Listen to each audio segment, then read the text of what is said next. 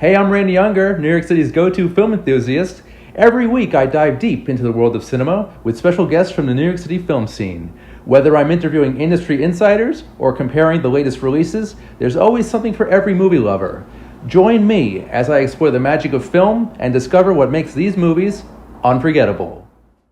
Hey guys, I'm Randy Younger, and this is another episode of Under the Radar, bringing movies and people together one frame at a time. And with me, as always, I have a lovely panel of guest critics. It's been a very long time for Mr. Thomas Pugliese. Thomas, welcome back. Hey, thanks so much for having me back. Feels good to be back. We also have Miss Ericka A. Welcome back, Ericka. Hi, Randy. I'm glad to be back too. Not quite as long as Thomas, but hey, here we are. Here we are. And tonight we're going to be discussing some presidential films, movies that highlight the lives, one of which highlights the life of a very interesting figure in our history, U.S. history rather, and that is Ronald Reagan.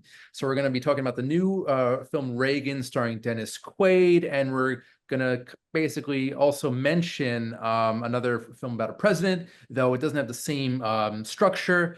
It is called JFK, and it came out in 1991. But before we get into the president films, I just wanted to mention that this past weekend, I went to the Nighthawk Cinema as usual.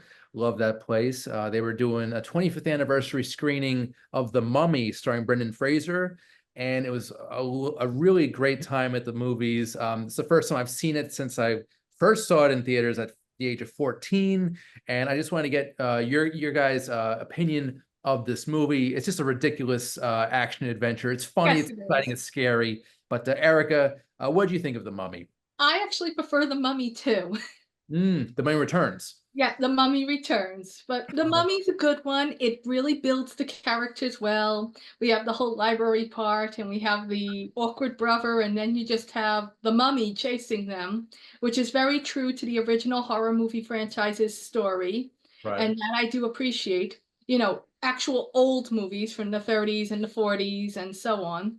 Mhm. But personally, I prefer The Mummy too, and I do remember the Saturday morning cartoon, which sort Oh of yeah. built on it in a weird direction. Right.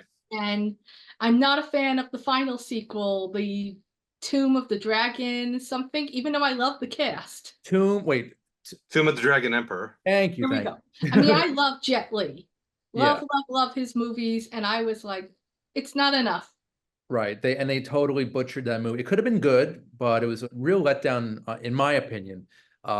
Basically, they replaced the love interest with Maria Bello, who's a good actress, but I preferred Rachel Weisz. I really do. And it just didn't work. They should have stopped at Mummy Returns, in my opinion, because that had the same director, it had the same feel about it. But Had the same Thomas, continent. yeah. Thomas, I know you're a horror guy. I know The Mummy isn't exactly horror, but it's got elements of horror. Were you a fan of it? Yes, I was actually. I saw the movie in the theater myself, and I actually really did enjoy it very much. I mean, the action still holds up. Some CGI effects don't really hold up too much though, but other than that, I mean, I really liked the humor. I got me laughing quite a bit. Hmm. And Brendan Fraser was actually a pretty good action hero in it, even though he doesn't really do much action. He's more comedy. Yeah, I think he was a good hero. This is the movie that got me not only into Brendan Fraser's filmography, but also into film music as a whole. Basically, it was scored by Jerry Goldsmith, one of my all-time favorite composers. This score came along towards the end of his career, but it's just a wonderfully like adventurous, romantic score. Just a beautiful entry in his filmography. So I just wanted to mention that film and the legacy that it brought. So, guys, we are going to be discussing Reagan, and this movie. I liked it. I didn't love it. A lot of the films we review on this show, are a lot of I like it, not love it. But I thought Dennis Quaid gave a decent performance, even though he looked nothing like the real Reagan. Uh, he did a very good impression. His voice was almost spot on. And basically the film goes from his childhood upbringing to his later years in the White House and then beyond towards his death. And we get a pretty clear picture of his life and his history as a president, but I wanted a little more. I think it could have gone deeper. I think the formulaic feel of it all was kind of almost like a Forrest Gump type of thing. And I wanted more backstory. I wanted more history. And I kind of wanted a little more of the relationship between him and Penelope Ann Miller as Nancy. It was decent. It wasn't great, but I liked it. Ericka, what did you think? I thought it was really well made, while at the same time rather boring. Yeah, and so it was like I enjoyed it, and I thought it was so well done. And like you said, he didn't quite actually look like him. Parts of his body sort of were made to look like it with makeup, and the hair was done a certain way, but it wasn't quite there. But it was like, I liked the movie. I thought there was enough Nancy Reagan, because so much of it was about the other 3 actors or 2 actors that were playing Reagan as his younger self. Right. But that's true. And I think that the midlife, like the Reagan in his 20s, also looked nothing like the real Reagan or Dennis Quaid, for that matter. True. Right. But I also liked about the movie the random cameos, random actors that you see in the background, that it was like, hey, look, wow, okay. Right. Is that who I think it is? Yeah. So that also interested me while I was watching. It's something to look out for if you are in a theater. If you think you recognize that actor, it is who you think it is. And there were a few things in the movie that, as someone who loves history and also someone who is watching it from a completely different perspective as someone who lived through these eras, only the end of the movie was where I started recognizing it as my own lifetime. There were so many things I thought were just missing that I was like, hey, you're missing the point of this. Like after the whole shot scene, I was like, but they don't discuss the Brady Bill, which was such an important thing that was the result of it. Especially with the tone of how society is now. And then I was like so sad. There's no mention of Geraldine Ferraro, who was part of the whole him running for a second term. And I was like, just little things that I thought were missing that. Right. A lot of missed opportunities. And I should also mention that this show is not political. So just, Ericka, Thomas, please refrain from any personal political opinions as much as you can. Saying that there's so much talk about it again. I was like, wait, we forgot what happened at the end of it. We just jumped ahead. It was more of just a broad picture of the man's life. I know. That's what I loved most about the movie. There was no politicalness. There was no his side or the other side parties. That's right. That's a good point. Yeah. Thomas, I want to hear your thoughts, sir. It's been quite a while. I want to hear your journalistic opinion here. Well, I thought the movie in general was all right at best. I mean, just like what you just said, I didn't love it either, but it was far from a bad movie. I don't think it deserves the bad reviews it's getting, because I haven't looked at the reviews. They're that awful? Yeah, I think it got maybe a 20% on Rotten Tomatoes. Oh. Yeah. And I've been hearing a lot of. I think it's a little harsh even for this movie. Too harsh. A lot of lukewarm stuff.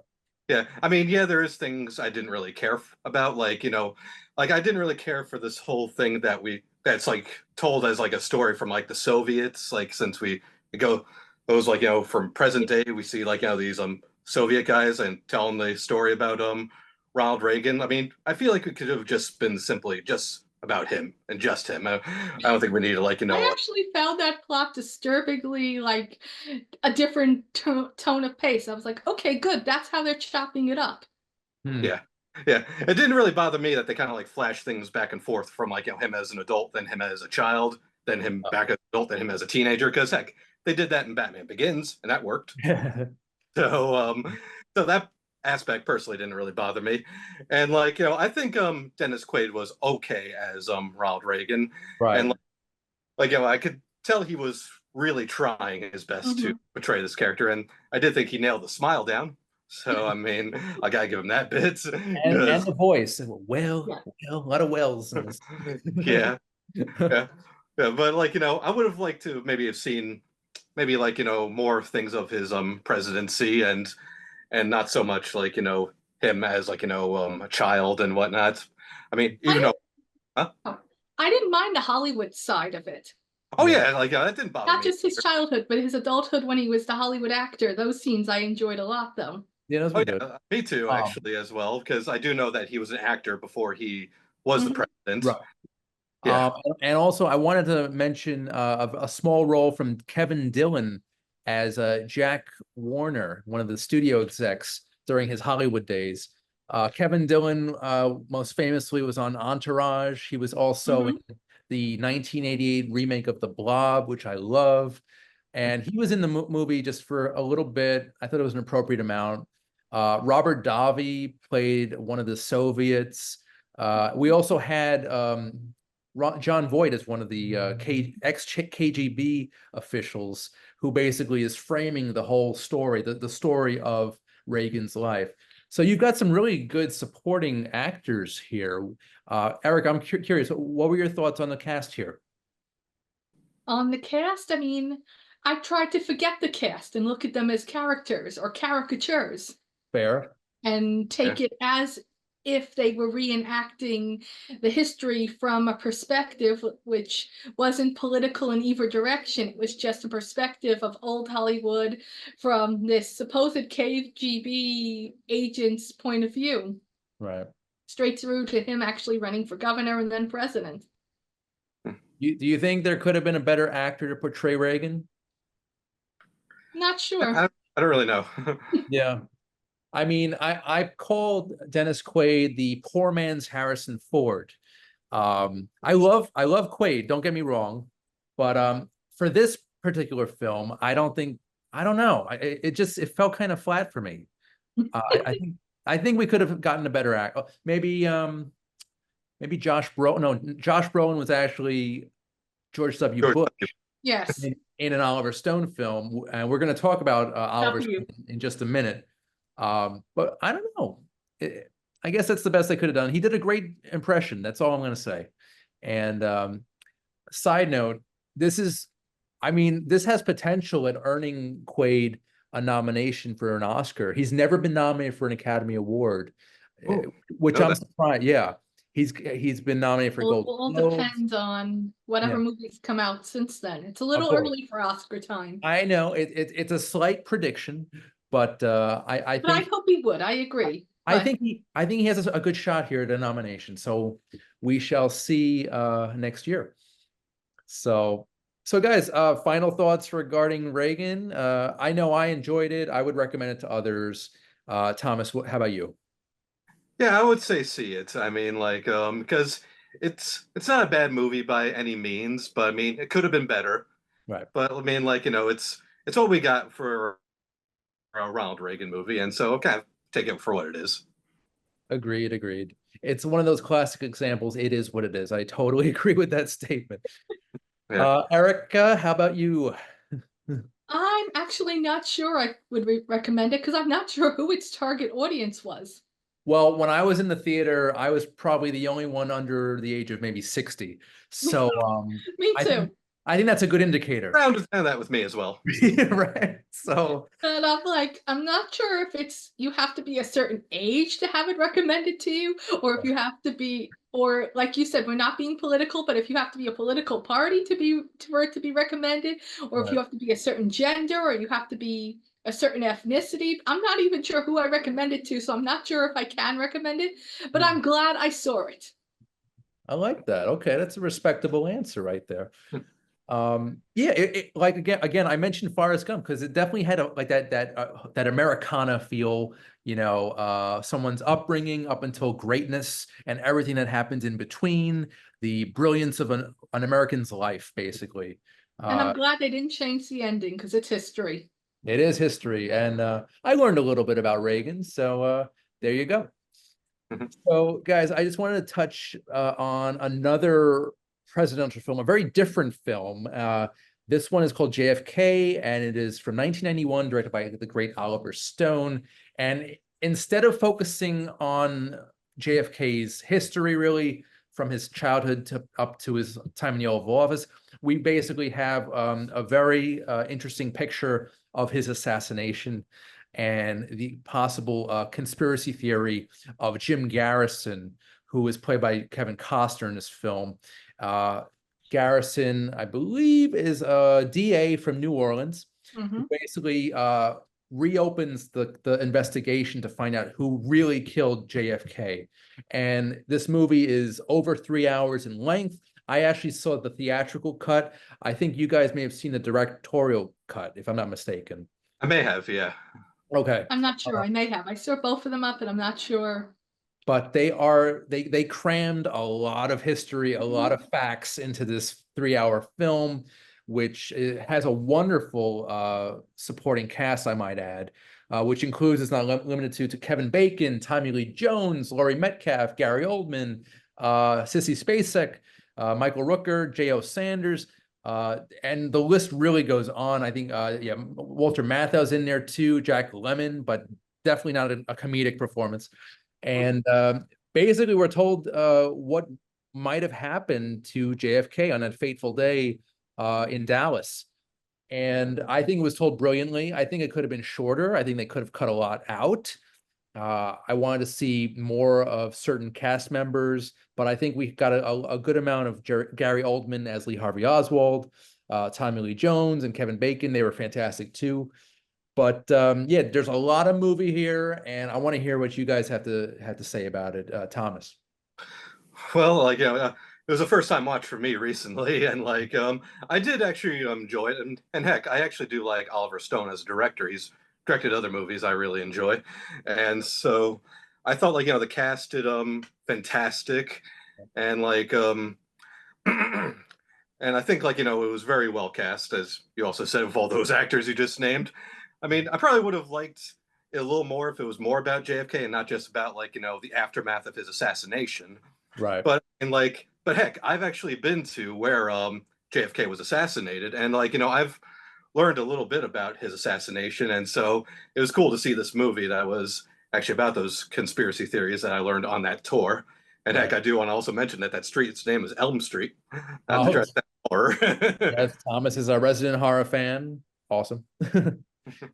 So wait, so you were actually there? Yeah, I was right there. It's in Dallas, Texas, and like, you know, they like the building where they heard the shots from is like pretty much a whole tourist thing now. So, and they also do have these X's painted on the street where he was hit when the bullets went right to his head or his Yeah. neck. Yeah. Yeah. God, yeah, and I wanted to apologize to you guys. I didn't even think about the scene where they actually show Kennedy being struck. And Ericka, I know you're a little squeamish. So Yeah, but it was exactly what I've seen a million times, and I was I've seen it before. Though. Yeah, okay. It's history. They didn't reshoot it. It's the actual film footage. I didn't enjoy the autopsy. That was worse. Gotcha. Okay, yeah. Again, I should have put a little disclaimer for you guys there. But Momentary ickiness. Didn't really bother me. Probably because I've seen, like, you know, a lot worse in movies. Indeed, indeed. Ericka, your thoughts on this film? I thought that it's a very complicated question. First of all, I thought it failed as a film because the title character is never even casted or betrayed. The whole movie is about after he's already dead. But when you take it out of that context and just look at it as the courtroom, the lawyer plot about Lee Harvey what's his name? Oswald. Thank you. If it's about him and about the movie itself, it's well casted, it's well written. Yes, it's very long, and some of the family drama is a little much. Right. The stuff that's sort of backstory on the main character. Right. But it's true to form, and all the correct historical figures are present and portrayed. There are a lot of great casting of main characters, a lot of casting of smaller roles that are also good names. And it was very, very Costner, the way it felt. Yeah. I don't know. I can't describe it. It just reminded me a lot of like many of his other movies, like The Untouchables, especially at the end. Well, I mean, he did this movie in 1991. It came out, so basically he was hot off the tails of Dances with Wolves, which won him the Academy Award. I was going to say, was it right off the tail end of Robin Hood? Oh, that too. I think no, it was the same year as Robin Hood. That was quite a year. That's what I'm saying. Was it right after Robin Hood, or? I don't know if it was before or after, but it was definitely after. I think 91. I think Robin Hood. Prince of Thieves with him and Morgan Freeman. You know, I also wanted to touch on something, it's kind of a side note here in 1991, since we're on the topic of that year. So this movie was basically, it was scored by John Williams, I should mention that, who only wrote a few minutes of score, but it was the same year he was doing Steven Spielberg's Hook, which he had more time invested into. So basically, he did both movies in the same year, and I think he did a great job with JFK. There's some moments you could tell, like the underscore is very, very ominous, very tense, and I think he did a great job with both films. But so JFK, I mean, yeah, Ericka, like you said, it is a complicated question to answer. Did you enjoy it? Did you like it? But I mean, there's a lot going on here. I enjoyed it wholeheartedly. I love the cast more than anything else. I love Stone's direction. I think this actually won an Academy Award for Best Film Editing. I should Okay. and I think also for best sound or sound design, but definitely for editing, which wholeheartedly deserved it. And yeah, it's a very good movie. It's a very important movie, and yeah, it's a strong one. So guys, we just have a few minutes left, and I wanted to talk about some other movies about presidents out there. Just a quick little chat regarding presidential movies. Thomas, what comes to mind for you? Well, probably like one that comes to mind was actually the one you mentioned earlier, W, the Mm. movie about George W. Bush, like, his life before he became president, and even like, some well-known stuff that happened while he was president. Mhm. So, Yeah, that's a good one. I remember seeing that in theaters. yeah, me too. That was Josh Brolin Yep. as W, who also didn't really look like him, but kind of sounded like him. So that seems to be kind of a trend in the presidential movies of Oliver Stone. Another one would be Nixon. Ericka, you mentioned that earlier. That was Anthony Hopkins in the titular role. And yeah, he sounded just like Nixon in that. Didn't really look like him at all. But there's a lot of instances where that happens for some reason. So Which for me is also why one of the reasons I find, I think it's called Dick. Is that right? The one where Reese Witherspoon and is it no, Kirsten Dunst? no, it's In it's weird. It's Kirsten Dunst and Michelle Williams, I believe. show, okay, who And play the girls at the end of his presidency. and Nixon was actually played by Dan Hedaya, who was the father in Clueless and Night at the Roxbury. He was also Hmm. in Blood Simple, Addams Family, the movie, a ton of other Alien Resurrection. We just talked about Alien last week. But I Uh, mean, Dan, Dan yeah, Hedaya, yeah, he's a national treasure for sure. and he brings a really interesting Nixon to a movie, in my opinion. He sort of looks almost like he does look the part more than many of the others. Yeah. And the way the story was told just sort of sticks out of my mind. But also, Nixon is a really great movie. So that's why I did mention that one earlier. And that's kind of like it's the unofficial presidential trilogy of Oliver Stone's filmography. It's JFK, Nixon, and W. I also wanted to mention, I meant while we were talking about casting of Kevin Costner, they also approached Mel Gibson and Harrison Ford. Oh, I I believe they don't think turned it anybody of them down. should have played the role. Neither. Okay. Well, Fair. if you want a movie where the characters actually look like their president, I think the X-Men franchise and their prequels do a really good job recreating the presidents, whereas they mess up history. That's true. It was X2 where I believe it was Bruce Greenwood as JFK in that one.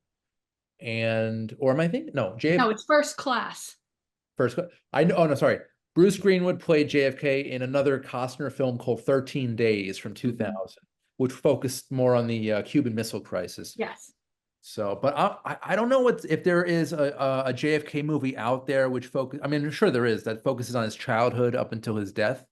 Um, that might be another discussion for another episode. We'll see. I believe only miniseries that I can think of. Oh, just a mini. Oh, right. Yeah, Well, there's also a movie called Parkland, which was about the day where he was assassinated. there you go. So there's a lot out there. I think JFK was the most comprehensive look at that particular moment in history, but yeah. All right, guys. So any other presidential movies? I think of Independence Day off the top of my head, but that's not a real president. True. Well, you'd have to look at things like Lincoln Oh, and opposed to Abraham Lincoln Vampire Hunter. Right. that came out And the same year. then And then the only depiction of one president in the movie Amistad. Oh, that John Adams played No. by Anthony Oh Hopkins? no, that's a 50, 100 years. That's like Millard Fillmore or something. It's like the only time he's ever depicted on screen. I want to say it's Fillmore, but it might be one of the others. Okay, I'm trying to think. Going through the history here. Yeah, I'm still waiting for Will Smith as Obama. We'll see. Well, W.E. Fox did a mock sort of Obama in that movie with Channing Tatum, which isn't quite Obama, but you could see Oh, him trying. that was terrible. White House Down. That sounds right. That was so But I'm bad. saying they did a caricature that's sort of supposed to be. Right. All right. Well, so would you guys recommend JFK to the casual film goer or friend? Thomas? I probably would, yeah, because it overall was a good movie, even though it was 3.5 hours. But I mean, Mhm. that would Yeah. probably be the only real downhill. Even though, I mean, I could take certain long movies, whatnot. I mean, heck, I've seen 4-hour movies before, so I mean, like, I guess maybe you'll just have to make it a whole day to watch that movie. Yeah. I would say, watch that on streaming. Make sure you can pause at certain moments for a bathroom break. That would help. But yeah, it is a long one, but I think it's a strong film, and yeah, I'm kind of glad we reviewed it tonight, guys. So, Ericka, would you recommend it? Yes, I think I first warned them that the title is very deceiving Uh-huh. and that it has that you're watching a movie not about that, but totally different after his life. And I warned them that it's a really long movie. But if you are interested in history Right. and you're interested in courtroom dramas and you enjoy that kind of thing, then yes, go for it. And if you are a hardcore fan of Kevin Costner, this was one of his Mhm. top three, I'd say, top five best films. Great performance. He was totally dedicated to the role. And, I've never been a huge Costner fan, but this movie kind of confirmed it for me. I think I'm going to go and I love Field of Dreams and all of his other fantasy adventures in the 90s and stuff like his romantic comedies are great too. But this film kind of solidified it for me. Like he is a bona fide movie star and I am a fan. All right, guys. So we are just about out of time, but I want to just go around and see if there's any plugs. Thomas, it's been forever, so the floor is yours, sir. Okay. Well, I'm going to plug in this book actually that was written by a good friend of mine. Okay, so it's this sleepaway camp book that was written by a good friend of mine, Jeff Hayes. Oh, So yeah. it's pretty much about the making of the movie and the cult following that this movie has obtained over the years. So, and Sleepaway Camp being my favorite movie, I would of course recommend it to anyone who's a fan of the Sleepaway Camp franchise. So yeah, you can pick this up any bookstore or on Amazon.com. So Cool. check this out. Wait, that's your favorite movie of all time? Yeah, Okay. and we've mentioned it before on your show. Yeah, it's been a while.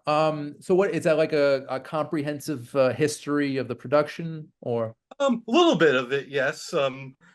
But however, it's also it's more like the first half of this book is about the making of the movie. Then second half is about the pretty much how this got resurrected because over time the series kind of died out until Jeff made the website and tracked down everyone that was involved and pretty much brought the movie back in the spotlight. Nice. Yeah, and we did an episode a couple years ago where we talked about the film. We had a couple of the talent. One of the actresses, was it what was the name, Thomas? Was it It was well, I remember her name was Amy. So because she was Amy yeah Fields? Amy yeah Fields. Amy Fields, yes, yeah, Very, very was, cool, very nice part. Yeah, wow, that was a good episode. That was fun with yeah. our good friend Matt Haberman, aka Kid Champagne. And yeah, we'll have him back on soon, by Yeah. the way. Also was on that show. Very good, very good.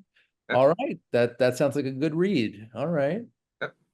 Anything else for you, Thomas? Or That's probably it for a little bit, but maybe I could probably mention that gonna go to a concert in a couple of weeks to see Alice Cooper and Rob Zombie. awesome. Where's that gonna be? It's out in Austin. Okay. Very cool. Yeah. And for you, Ericka A, what do you got going on? I've been busy with a few projects, but nothing really to talk about yet. And then I have another thing coming up. That's the other project that I don't talk about, but just been keeping busy. So Very, sorry, nothing to promote. very secretive, very hush hush, as always. That's fine. Well, we look forward to hearing more from you, Ericka, in the future. So as for under the radar plugs, we've got so our sponsor Magnitude Jewelry will have an event in Allentown, Pennsylvania, I believe that is, and that's the third weekend of September, and also the third weekend in October. We'll be also at the New Life Expo, and that'll be in New York City. But we'll have more information regarding those events soon.